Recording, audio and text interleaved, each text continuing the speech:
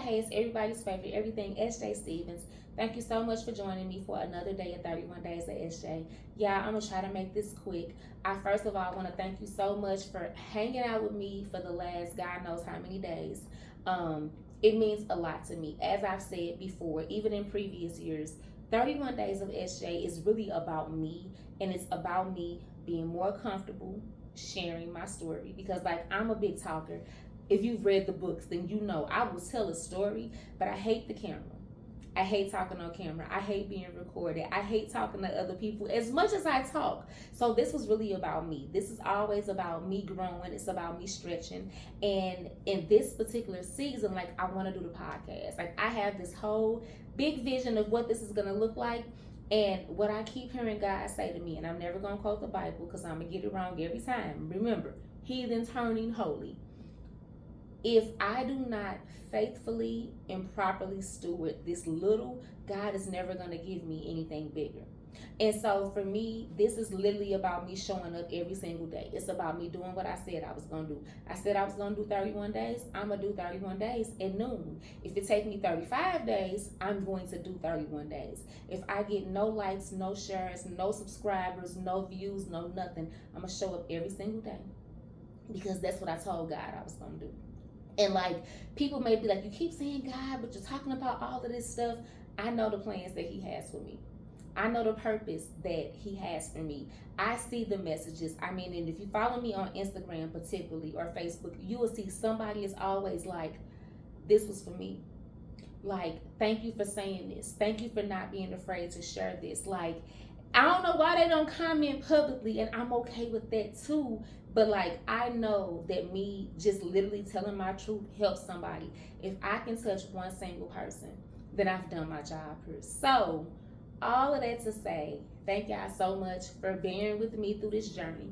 When I get rich and the podcast blow up and I be like sitting on the big stages, I'm gonna buy y'all some coffee or something. Like, I don't know, I got y'all covered. But today, y'all, really quickly, we're gonna get back to the actual experiment because yesterday kind of, when people be saying stuff to me, like, because I've given this vow of transparency, like, I kind of be feeling obligated to respond to certain stuff. Because, be clear, I don't owe nobody no apology. My truth is my truth.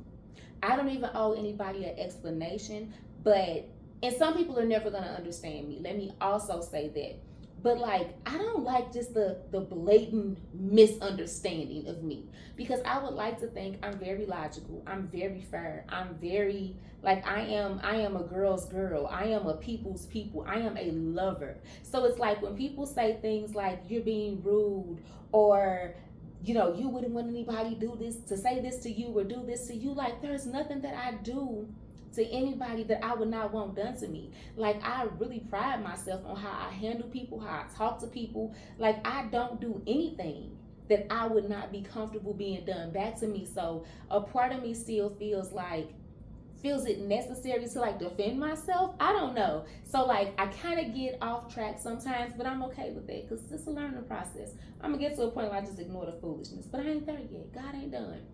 But so back to the topic. So today I saw on Threads, people were talking about like how exhausting it is to date. Like, it's just tiring. Over 40, it's a waste of time. Go get you a cat, go get you a dog, go get you a girlfriend, and like call it a day. And then it kind of took me back to people asking me like, how did you date 100 people? Or how did you go on 100 dates? Because I did not date 100 people at all. I don't even know 100 people here in Charlotte. But like, for me, maybe the only thing I can come up with, let me say that, is like, I was very intentional with how I dated. And again, I practice non-attached dating. So maybe that's why it wasn't exhausting to me, because like, my dating pool does not have pee in it. People say that, and like, my heart breaks for them because I hear the horror stories. I hear the foolishness that goes on out here in these dating streets, and I can honestly say I cannot relate. And now that does not mean that like, I've not ran into some weirdos. Again, I met a man who, I guess him and his mama was gonna try to convince me that he was my age, when in reality he was my mama age. I met a man who drove a $90,000 car that lived in a condemned home. And let me say this too. The home was not condemned, But that's what it looked like. It was disgusting. I hated it. So like, I have met people who just did not fit what I wanted to have going on in my life. Even those two gentlemen, they weren't bad gentlemen. Like, my dating experience with them was not bad. Like, we met, they were kind, they were generous, they both were handsome. Like, especially the older guy, when I say dated me down, that experience with that gentleman was the best dating experience I have had in years. Literally years. I don't date older men. Like, I'm 44. Like, my cap is like a solid 51. And 51, you gotta be one of them ones. I just don't like older men. Now, if you had called me when I was younger, I was here for an old sugar daddy. But at 44, like, sugar daddy and elderly, it's like it's a fine line, and I just don't want it no more. But again, that guy wasn't bad to me. That guy's gonna make somebody amazingly happy once he stopped telling people that he's not his real age. So like, I've never had like dating horror stories. And I think also why it's not like exhausting, why I don't have like dating fatigue. Like, I know it was even a thing, but I keep hearing people say that, and I think that I don't have that because again, I date non-attached. I'm not kissing. You don't have my real number. You're not coming to my home. I'm not coming to your home. Like, we're not even full frontal hugging around here. I am dating strictly for the purpose of collecting data. I am dating strictly to get to know you. And because I am so, like, I guess maybe compartmentalized when it comes to it. Like, if you don't fit what I know that I'm looking for, then there's no need for me to go forward. And so I cut it off. And so, like, I don't feel anything about that. And when I say this to people, they're like, oh, you're cold and oh, you don't know. Like, let me be clear. I am a lover girl. Like, I am a lover girl to my core. I love love. I believe in love at first sight. I can't wait to get married again. I can't wait to dress like somebody and matching pajamas and matching, I don't even wear tennis shoes, but like matching tennis shoes. I can't wait to do all of those things. But I'm just not a dummy for it. You know what I'm saying? Like, I want it, but I'm not willing to just accept anything or do anything to get it. So when I meet somebody, again, I know what I want. And that's not to say that it's not going to change. It's not to say that, you know, somebody cannot come along and like show me that I was completely off base, because this happened, and like woo me and wow me and I just changed my mind about everything. That could happen, but like, some things are my standard, right? So if I meet a man and he is aesthetically what I'm looking for, that song Type Up by Glorilla, if he's that, but he don't go to church, I don't feel dating fatigue behind that not working, because I'm just not going to date him again. Because your relationship with God matters to me. Like, I can't figure out what you could be doing short of like you're deployed or something like that and you can't ever be here on the Sunday. But like, what would you be doing in like your regular Charlotte life that you can't go to church? So I just feel like if you don't have that in your life, you're not for me. Or if we're dating and you have children and you're not in their lives. Now, be clear, I recognize some baby mamas ain't right. The system is a little skewed sometimes. But if you have a child that you have access to and you do not fully parent properly, I'm not dating you. If you do not have your own home, like if you do not, like I've met gentlemen and they're like, I live with my homeboy. I'm all about like, let's say some money, stay with me, not with me, but like live with somebody if it makes sense to save your money. There's no point of rushing out here into debt, right? But there's the difference between like having a roommate because you have a goal and then like having a roommate because you just can't afford your real life. I don't date people that can't afford their real life, because you don't got to be able to afford mine, but you got to be able to afford yours. So I've met men that have been in that situation and like, that's just not for me. So I know how to cut it off. Like, I know how to walk away. If you do not know how to date, I can walk away, because I'm not teaching you how to court me. Like, I'm 44. So in theory, anybody that I date is typically 40 to 50. Like, that's kind of my window. So if at 40 to 50, you do not know how to properly date me, why would I give you an opportunity to like break my heart, or I'm the dating pool got pee in it because you didn't? No, you're just not for me, and I just move on. So I feel like that's why my dating pool does not have pee in it, because I date different than a lot of people. Again, I'm no exception to the rule, but like I feel like if people learn to like move on a little bit faster, then they wouldn't experience that. Like dating is really a process to learn about yourself.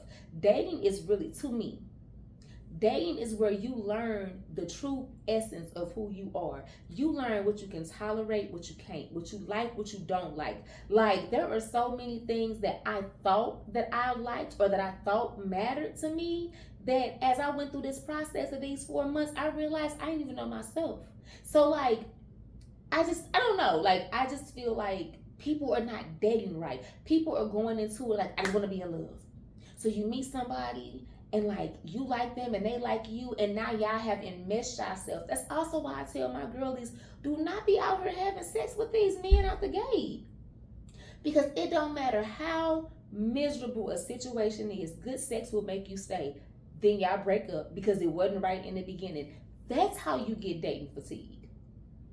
That's how you think the dating pool got pee in it, because you just slept with the whole dating pool. Or you've put yourself in positions where, again, with me, I don't talk about sex with men.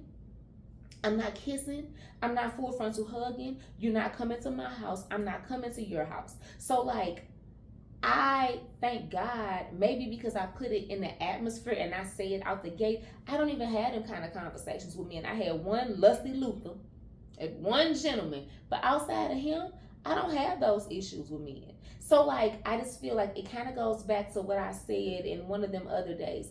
Be intentional about what you want. Let these men know up front. Ask these questions up front. Like, stand on what you stand on from day one. And then you won't even experience certain things. Like, outside of that one guy, when I had that I do not do conversation, and that's not to say, let me be clear, I'm not naive. I don't doubt that those men wanted to sleep with me and carried on in fantasies, and I don't doubt any of that. But they respected me enough to not say it to me, because I set the standard. I don't let people treat me however they want to treat me. And that's in friendships, that's definitely in relationships, that's in anything that ends with a ship. I teach people how to treat me. I set the standard. I am good to people because I expect you to be good to me. And in the event that you're not good to me, I don't feel no kind of way walking away, because I know I was good to you. So like, I literally, again, I don't even know what dating fatigue is. I don't even know what dating pool y'all be in that y'all say you got pee in it. I've never been there. Or let me not say never. I kind of want to say never though, but I would at least say this last year, I've never been there. Anybody, even the things, again, that don't work out, they weren't because the people were just like horrible people. They just weren't the people for me. And because I'm not out here kissing everybody and spending 18 hours on the phone and sleeping with everybody, I didn't feel nothing. Like, oh, it didn't work. Nice to meet you. Nice to experience you. You go your way and I go mine. So like, my advice to people today is date better.